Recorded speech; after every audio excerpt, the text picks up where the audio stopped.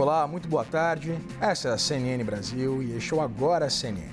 Eu sou o Vitor Irajá e vamos juntos com as principais notícias desse sábado, dia 2 de agosto.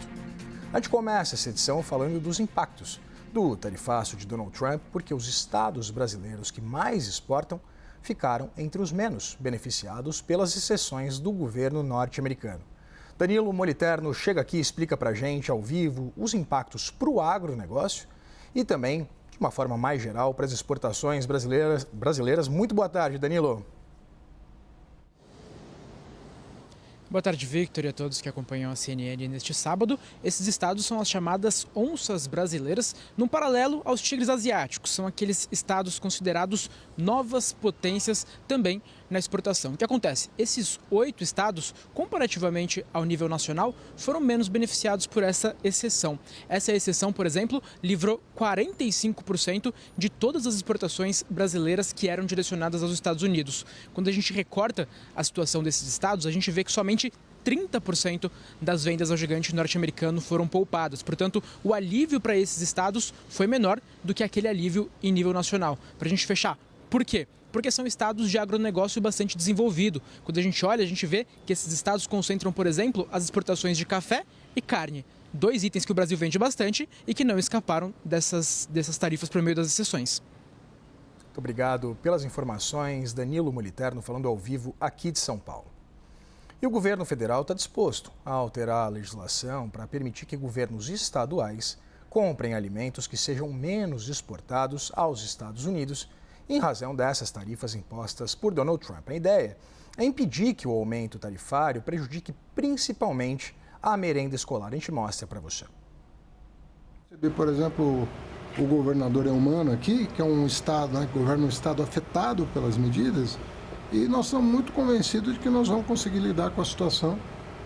Procurei tranquilizar o governador, dizer que nós estamos à disposição. Ele apresentou aqui algumas sugestões viáveis, de ajudá-lo na legislação federal a aplacar, mitigar os efeitos primários aí das medidas do governo americano. E nós vamos seguir assim, conversando com os governadores, com os exportadores, sobretudo produtos alimentícios nessa primeira, para merenda, não só para merenda escolar.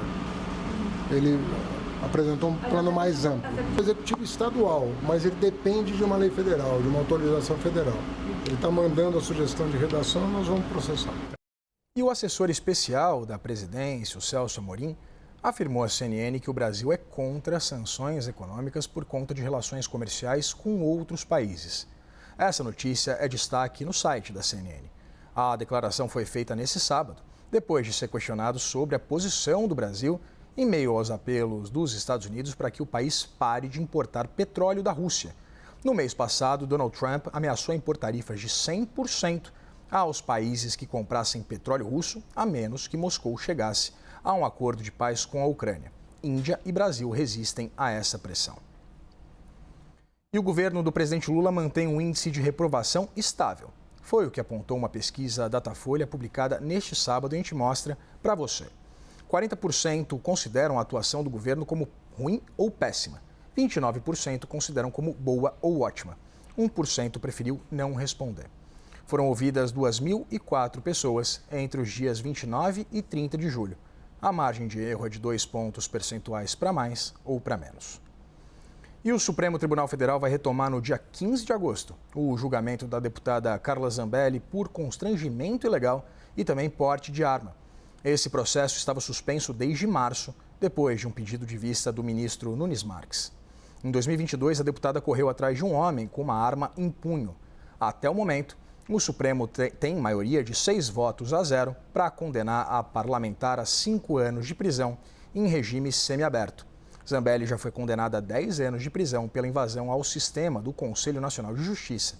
Ela está presa na Itália e, nessa sexta-feira, a parlamentar passou por uma audiência de custódia, que decidiu manter a deputada presa até uma segunda audiência. Essas foram as principais notícias do momento. Eu volto logo mais às 3h10 da tarde com outras informações. Até já.